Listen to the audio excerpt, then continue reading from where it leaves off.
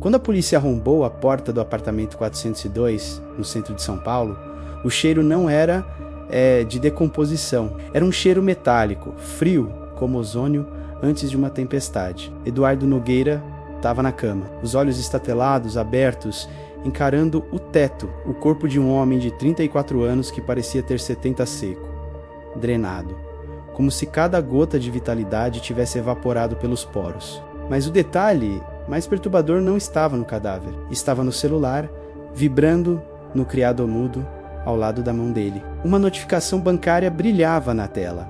O valor era astronômico. A descrição da transação, porém, continha apenas 2 palavras que gelaram a espinha do perito que recolheu o aparelho: cobrança final. Essa é a história de como Eduardo pagou o preço mais alto de todos por uma conta que nunca parava de crescer. 7 meses antes daquela noite fatídica, Eduardo Nogueira era o retrato do desespero paulistano. Corretor de imóveis autônomo, ele via as dívidas subirem mais rápido que os andares dos prédios que tentava vender. O aluguel atrasado, o carro ameaçado de busca e apreensão e a humilhação diária de ter o cartão recusado na padaria. Eduardo não era um homem ganancioso por natureza, mas o desespero corrói a moral.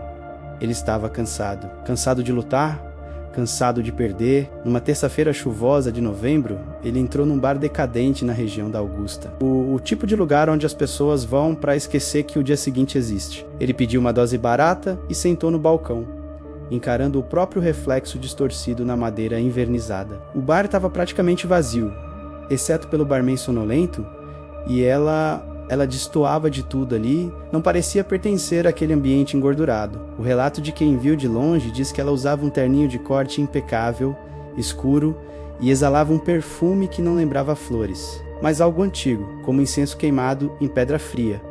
Ela não pediu nada para beber, simplesmente deslizou pelo balcão e sentou-se ao lado de Eduardo. Ele sentiu a temperatura ao seu redor cair 3 graus. Ela não olhou para ele, apenas tirou um guardanapo de papel do suporte, alisou-o sobre a madeira úmida e disse, com uma voz que parecia vir de todos os lugares ao mesmo tempo: "Você não vai ficar rico, Eduardo. Você vai ficar poderoso."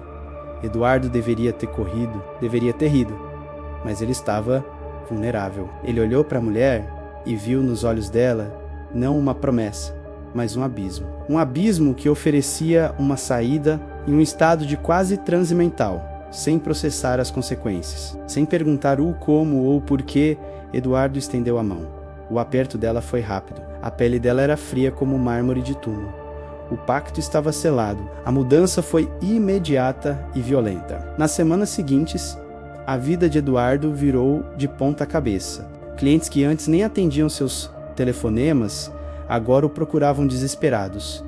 Eram negócios estranhos. Pessoas pálidas, sempre com pressa, que queriam fechar compras de imóveis de alto padrão à vista. Eles traziam o dinheiro em malas, em envelopes pardos, transações vultosas sem perguntas.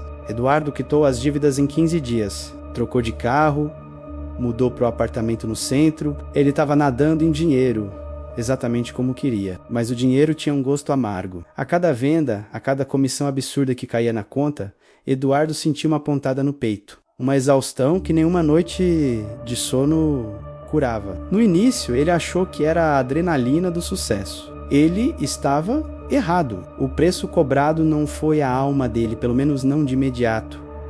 O preço foi a paz. O preço foi o sono. Começou sutilmente.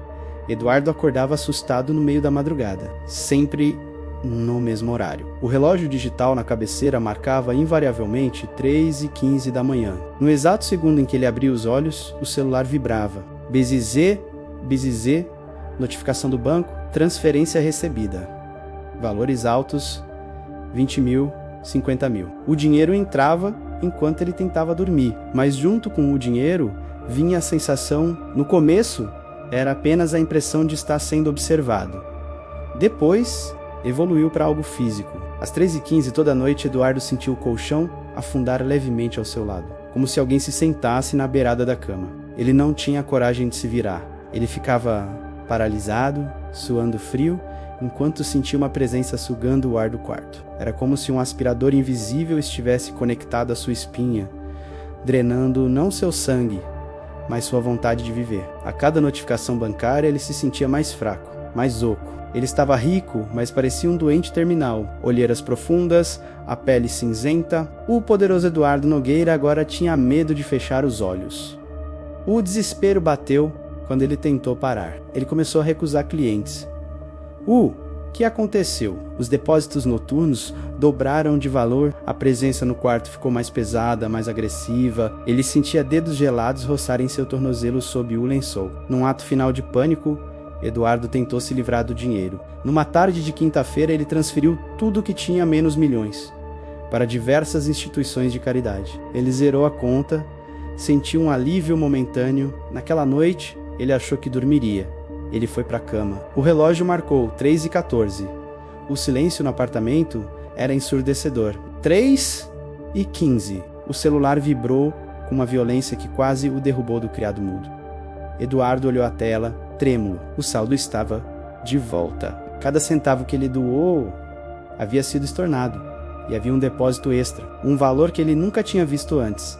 Foi quando ele sentiu, não na beirada da cama, mas sobre ele, um peso sufocante no peito. Ele tentou gritar, mas não tinha ar. Ele viu nas sombras do quarto os mesmos olhos frios da mulher do bar. Ela não precisava mais do disfarce elegante. A entidade, o que quer que fosse aquela súcubo financeira menos, estava lá para coletar os juros. Eduardo Nogueira não morreu de ataque cardíaco. Ele foi consumido, seco até a última gota de energia vital, enquanto sua conta bancária engordava. O dinheiro comprou sua vida, minuto a minuto, até não sobrar nada além de uma casca vazia e um extrato bancário com a descrição cobrança final. E dizem que a conta dele ainda recebe depósitos até hoje.